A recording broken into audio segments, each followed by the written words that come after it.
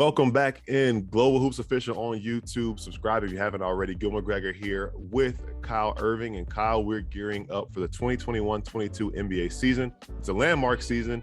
It is the 75th anniversary of the league that we know and love so well. A lot of stuff is going on. Spalding's out. Wilson's the new basketball. Got a nifty new logo for the 75th anniversary. Nice little Nike swoosh on the uniforms. The Knicks, Celtics, and Warriors have some classic uniforms at the charter franchises. And the big one, the 75th anniversary team, the NBA is going to unveil a list of the 75 greatest players in league history. League is no stranger to doing it. They did the 50 greatest players in 96, 97. They did a silver anniversary team 50 years ago, and there also was a 35th anniversary team as well.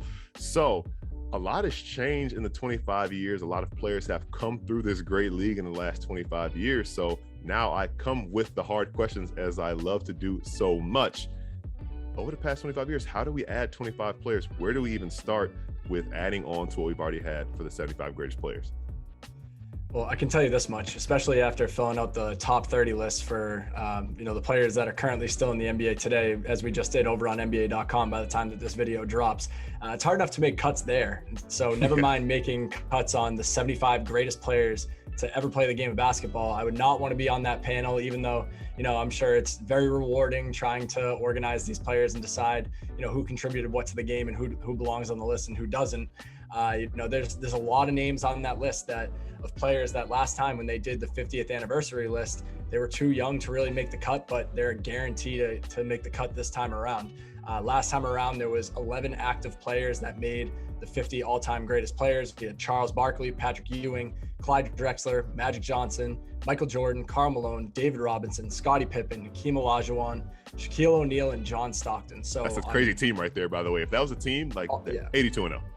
All Hall of Famers.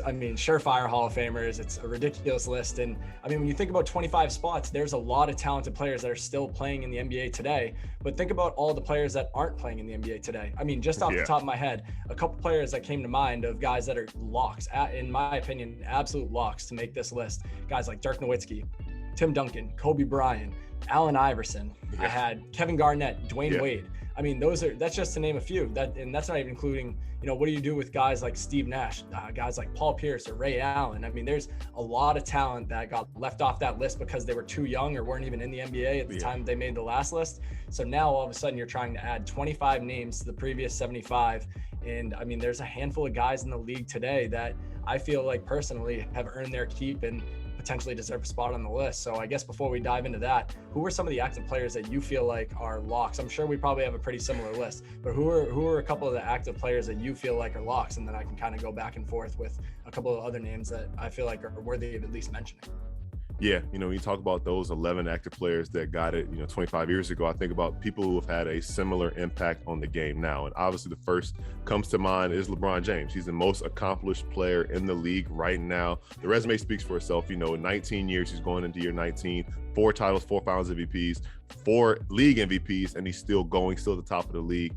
Then you look at guys like Stephen Curry, who literally redefined the way the game is played in a lot of ways. The greatest shooter of all time. He's on his way to being the number 1 3-point shooter of all time in the set, and broken his own record a lot of times. 3 championships, 2 MVPs, 1 unanimous, which I think is pretty crazy. And then Kevin Durant is another guy, and I could go on with some other guys who have some really strong lists, but I'll leave the rest to you. But Kevin Durant, I think, is the one who rounds out the 3. I think they're probably the 3 most accomplished players as far as championships, league MVPs, and scoring titles and everything in between of guys who are suiting up in the game now. Yeah, I don't know. That LeBron James guy, he may or may not make the cut this time around. Maybe, He's a pretty decent player. Same with Curry and Durant. But no, those are 3 of the 4. I actually had one more player that I would have considered a lock, although I know that maybe this could be, a cause for some debate. I feel like Chris Paul is another player that has earned his keep and could probably, I don't want to go as far as saying he's an absolute lock because I didn't go out and list, all the players that are retired that I feel like could potentially make the cut. But it seems like, when push comes to shove, Chris Paul is one of those players that he probably will end up and should end up on this top 75 players list. I had a list of 5 other guys that I wanted to bring up that I feel like are worthy of at least being in the discussion of cracking this top 75 list. And I'm going to start with 2 guys, former teammates, Russell Westbrook and James Harden. I mean, what they've both contributed to the game of basketball, it's really hard to ignore. Russell Westbrook, he's an MVP, 2-time scoring champ, 3-time assist champ. He's a 9-time All-Star and 9-time All-NBA member. He's Mr. Triple-Double, the all-time triple-doubles leader. And you can't sleep on the fact that he's top 40 in scoring all time and just outside the top 10 in assists all time. When you look at his former teammate, James Harden, again, somebody who has had a significant impact on the game and just the way that the game is played, especially today. I mean, he's an MVP, 3-time scoring champ, 1-time assist champ. He's a 9-time All-Star. This is a guy who is 5th all time in three-pointers made. He's in the top 40 for scoring all time, and he's made 7 All-NBA teams. So I feel like when you're starting with current players right now that, could maybe crack that list, and I don't want to call them a lock, but they might end up on the back end of that list. Not that they rank the players, they just, name the players, but, the last guys that make the cut, those are 2. The other 3 that I had, one is Giannis Antetokounmpo.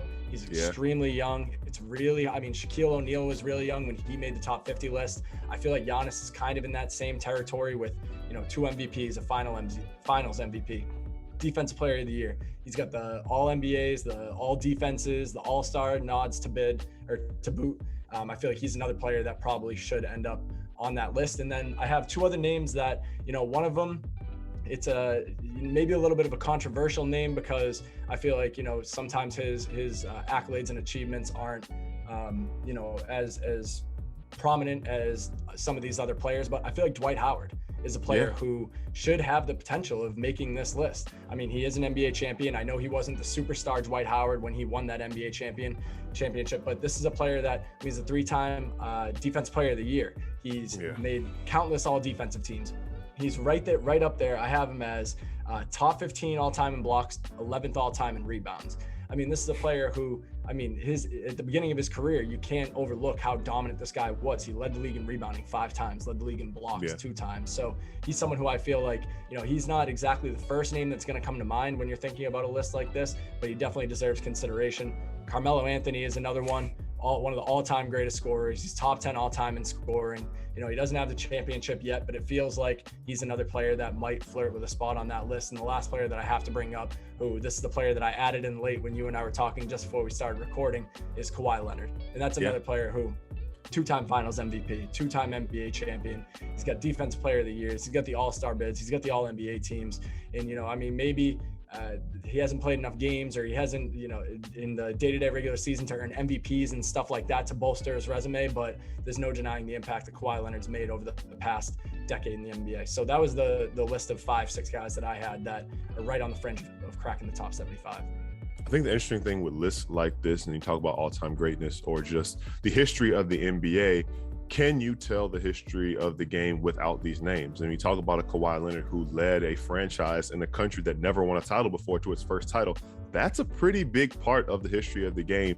Dwight Howard was the anchor for a championship team or a finals team, and he was the best center in the league for like half a decade, if not longer, depending on who you ask. So those are guys who I definitely think are major. And the more we talk about it, I don't know. I'm not going to step on their toes. I know, the older people and the old heads really have a reverence for their heroes and their idols in that game, but it kind of feels like they might have to just do a new 75 altogether and bring some from the 50, but, maybe bring more than 25 new names, because I'm not sure if we even said Dwayne Wade's name, but he is definitely a lock as well. And you might have, I just might have overlooked it because we said a lot of names. That being said, I want to say real quick, I feel like I did say Dwayne Wade, but I'm starting to think that I forgot to say Kobe Bryant. So I want to make sure and make it very clear that Kobe Bryant will be included in that list. So if I didn't forget him, I do feel like I said Dwayne Wade, but I don't want to forget about Kobe. So there you go. So you talk about those guys and you look at that and thinking about when we were born, I was 2 when the 50th anniversary team was announced. You were 1. So I think we're partial to it, but what does that say about this era of basketball that we've grown up watching and now that we cover? Like, honestly, again, we're biased, but it doesn't get much better than what it is right now, because there are guys like Luka and Zion who will definitely be on the 100th anniversary team, even if they don't get squeezed into this one. Yeah, I think that's the biggest thing. It's just the idea that is it better to make a whole new list with 75 new players? How do you kind of cut guys off of the former list? But I mean, when you're talking about the greatest players of all time, it's hard to leave out a lot of the names that we just talked about. With guys that we had seen play growing up, even when we were younger, the guys on the side of the Kobe Bryant, stuck around until we were both teenagers. But, just even some of those guys like Tim Duncan, who same deal, but did a lot of damage before we were, really paying attention to the NBA and really locked in and stuff. So it just seems like there's so much talent that has come into the league over the last, let's say, 20 or so years that have taken the league by storm, has changed the direction of the NBA today. And it's really hard to believe that they can have an all-time greatest list with, just about any of the names that we just mentioned. But I do also understand that, you have to pay your tributes to the guys that we never got to see play. Yep. The guys that, were dominating the league long before social media and TV and YouTube and all these, places where you can access highlights and watch games and stuff like that. So, just because there's no tape on them doesn't mean they weren't doing what they were doing. Basketball Reference still has the stats. You can still go look them up. And, these guys were clearly pretty special players. So, obviously you and I being on the younger side of things, we're going to be, like you said, partial to some of the guys that we got to see play, grow up watching play, and grow up dominating the league. But at the same time, it's hard to leave a lot of those guys off the list just because, they came in later than the players that came in before them, so they don't deserve a spot on this list. So I really feel like, when push comes to shove, again, that a lot of those names that I had just said deserve a spot on the top 75 list. Absolutely. That's the beauty of it. The game is growing. It's going to continue to grow, and there's going to be more and more names worth consideration as the game continues to evolve. You let us know what you think. Who is in your top 75? Should we just add 25 from 1996 team, or should we just have an all new 75 altogether?